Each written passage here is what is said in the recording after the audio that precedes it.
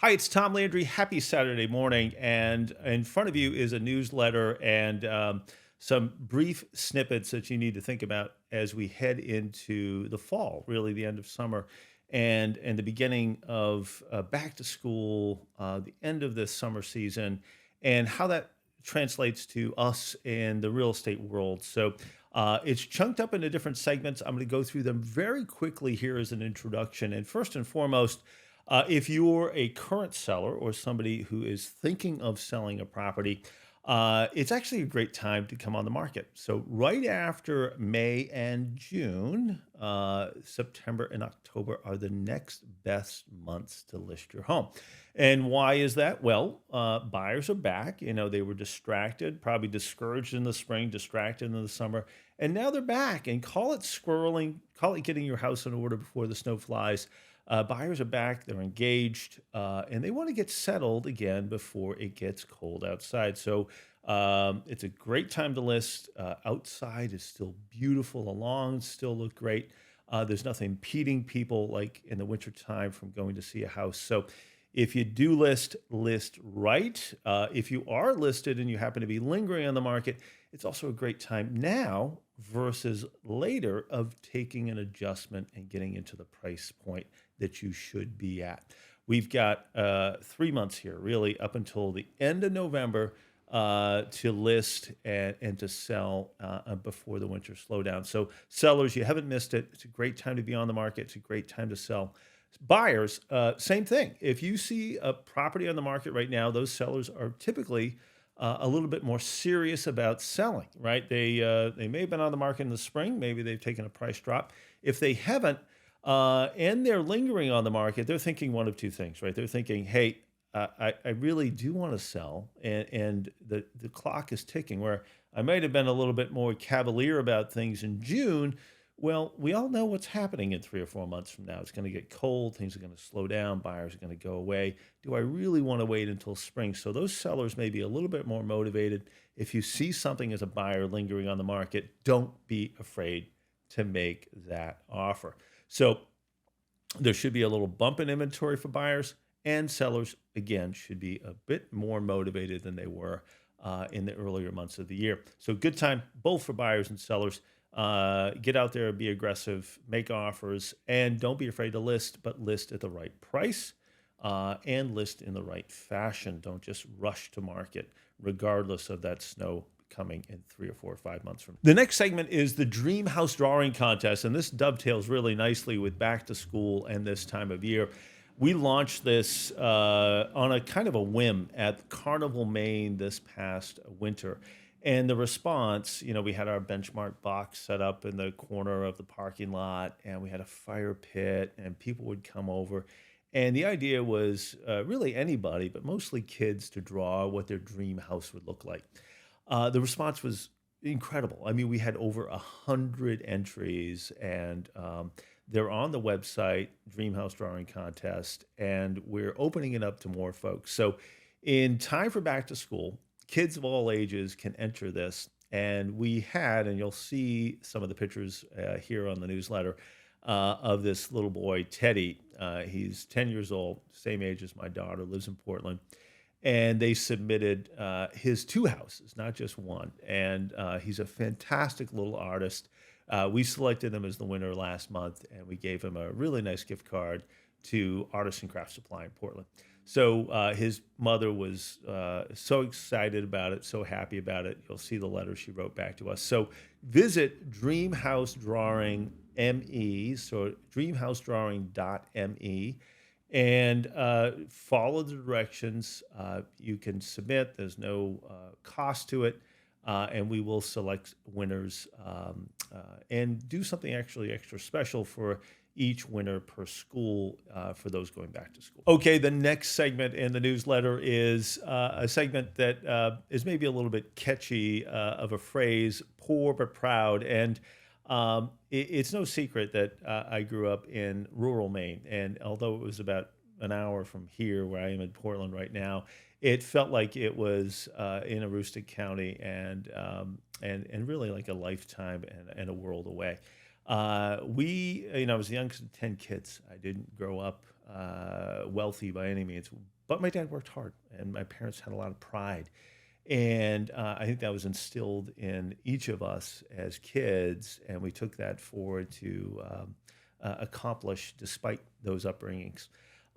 So it's really meaningful to me to be able to do the things that we do to give back to charity, and our company gives back 10% of profits to local nonprofits. And what you're seeing there in that picture is me writing a letter to the Foundation for Portland Public Schools and providing them with a check from the proceeds from the Kids Duathlon, the Portland Kids Duathlon. So excited, privileged, honored to be able to help, and certainly encourage anybody to give small, give local, and give back. So the next part on this newsletter is something that we've done in the past called Local Love. And no, this is not a dating service.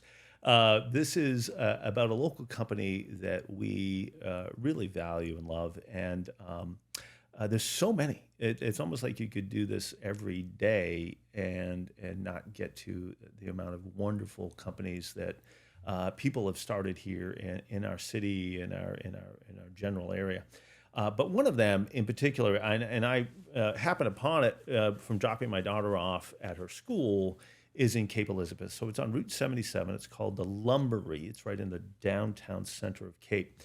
And it is I don't know if you want to call it a boutique lumber yard, but if you have a small project, you're doing some small scale things around the house, they have a variety of knowledge there. I mean, they have a wonderful team of people, and they're always so nice.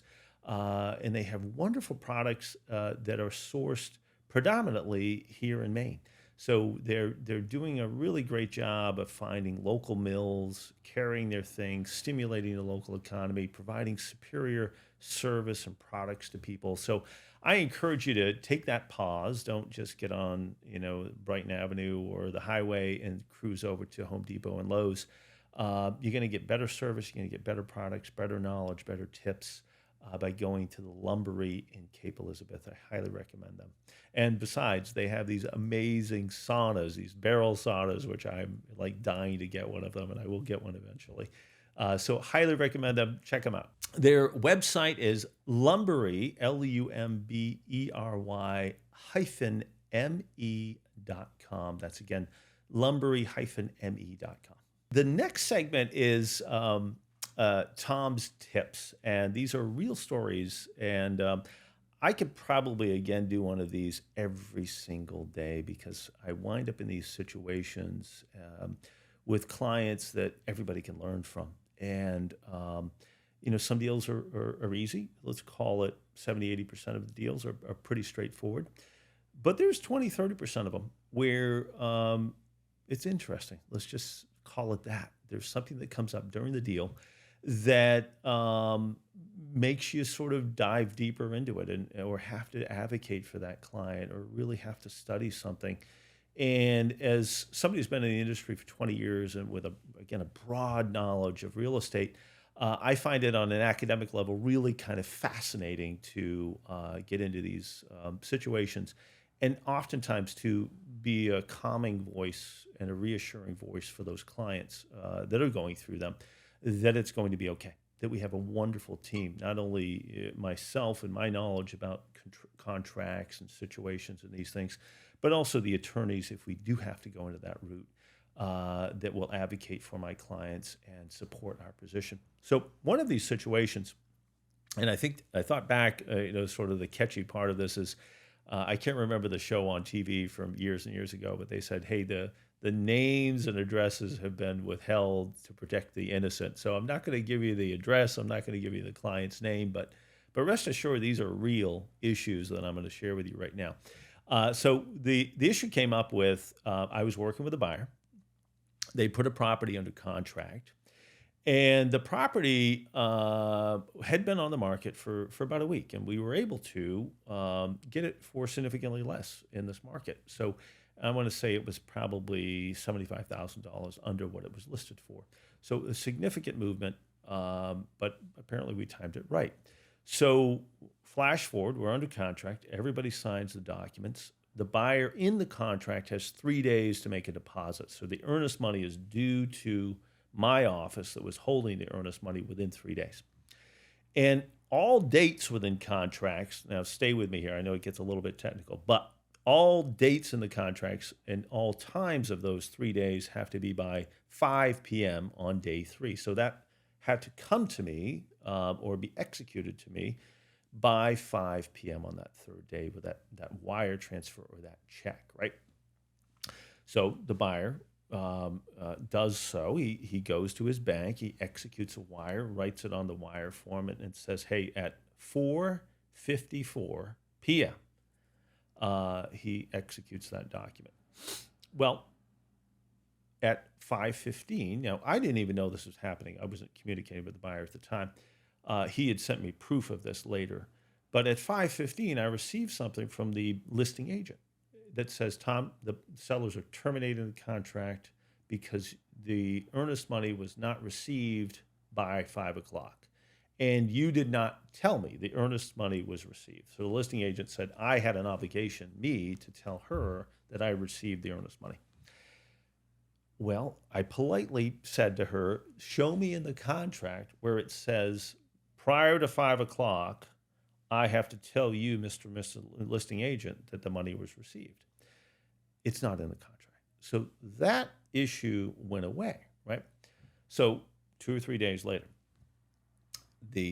apparently, we're speculating here, but the sellers apparently had another offer they really wanted to take that was clearly significantly more.